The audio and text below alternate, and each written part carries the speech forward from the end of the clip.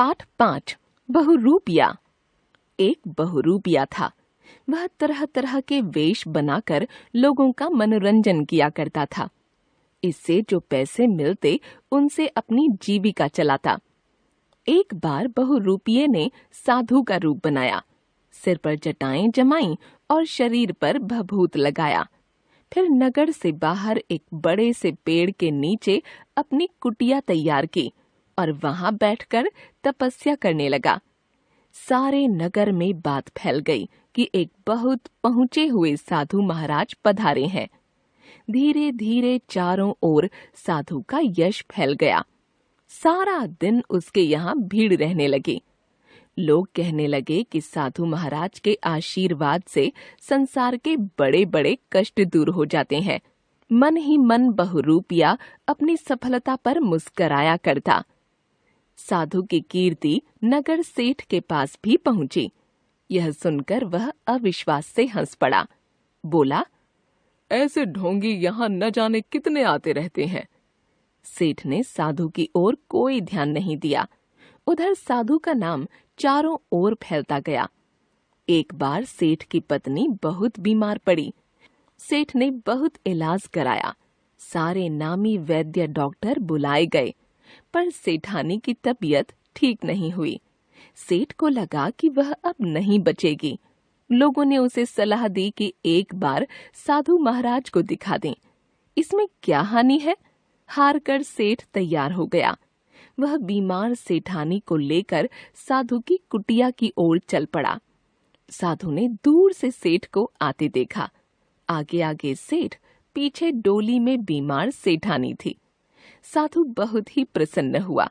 सेठ ने आकर साधु के चरण पकड़ लिए और विनती की, महाराज, जैसे भी हो सेठानी को ठीक कर दीजिए। यह मेरे घर की लक्ष्मी है। जिस दिन से यह मेरे घर आई है मुझे लाभ ही लाभ हुआ है। इसे कुछ हो गया तो मैं कहीं का नहीं रहूंगा। साधु ने गंभीर चेहरा बनाकर डोली का पर्दा उठाया। सेठानी बीमारी से बेसुध पड़ी थी। साधु ने कहा, भगवान ने चाहा तो सेठानी 7 दिन में ठीक हो जाएगी। ऐसा कहकर उसने चुटकी भर भस्म सेठानी के ऊपर डाल दी।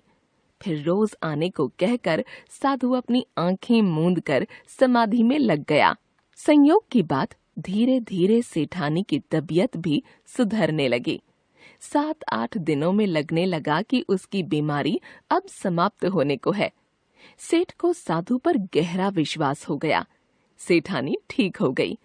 सेठ रोज साधु के पास सेठानी को लेकर आता रहा। साधु उसे रोज उपदेश देता। यह संसार माया है। धन का लोभ आदमी को आदमी नहीं रहने देता। एक दिन साधु ने देखा कि बैलगाड़ियों का काफिला उसकी कुटिया की ओर चला आ रहा है। काफिले के आगे आगे वही सेठ दिखा। सेठ ने आते ही साधु को प्रणाम किया। बैलगाड़ियों से सोने चांदी के कलसे उतारे जाने लगे। उनमें कीमती आभूषण, मोहरें और हीरे जवाहरात भी थे। सेठ ने साधु के चरण पकड़कर कहा, महाराज, आपके उपदेशों से मुझे सच्चा ज्ञान हो गया है। झूठ कपट से मैंने जो धन कमाया है वह सब मैं आपके चरणों में रख रहा हूँ। इसका जो भी आप चाहें करें, गरीबों में बांट दें या मंदिर बनवा दें, बस मुझे अपना शिष्य बना लें। साधु ने गंभीर होकर उत्तर दिया, मैं तुझे धन त्यागने का उपदेश देता रहा हूँ। तू माया में मुझे क्यों फंसाता है? मैं इसे हाथ नहीं लगा सकता। उसने समझा बुझाकर सेठ को लौटा दिया। अगले दिन सेठ फिर आया। उसके अचरज का ठिकाना न रहा। उसने देखा कि साधु का कहीं अता पता नहीं है। इधर उधर देखा, कहीं भी कोई नहीं था। इतने में ही एक आदमी आकर उसके सामने हाथ जोड़कर खड़ा हो गया। वह बोला, हुजूर, मेरा इनाम दीजिए। कैसा इनाम? तू कौन है? सेठ ने पूछा। माफ कीजिए सेठ जी, मैं वही कल वाला साधु हूँ। मैं साधु वाधु कुछ नहीं, आपका सेवक बहुरूपिया हूँ। मैंने आप जैसे चतुर आदमी को अपना रूप बदल कर खेल दिखाया।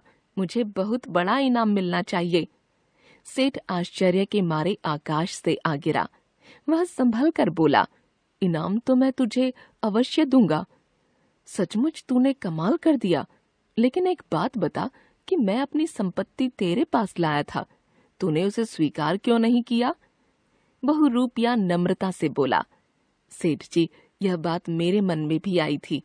उस समय सारी संपत्ति लेकर आज मैं कहीं का कहीं जा सकता था। फिर मेरे मन ने कहा कि यह गलत है, ऐसा काम करूंगा तो लोगों का साधुओं पर से विश्वास हट जाएगा।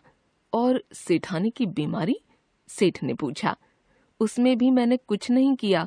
आप और सेठानी जी रोज रोज यहाँ आते रहे, इससे हवा पानी बदला और वे ठीक हो गईं। बहुरूपिया बोला। नगर सेठ अचरज से भर गया। उसने बहुरूपिये को ढेर सारा इनाम दिया।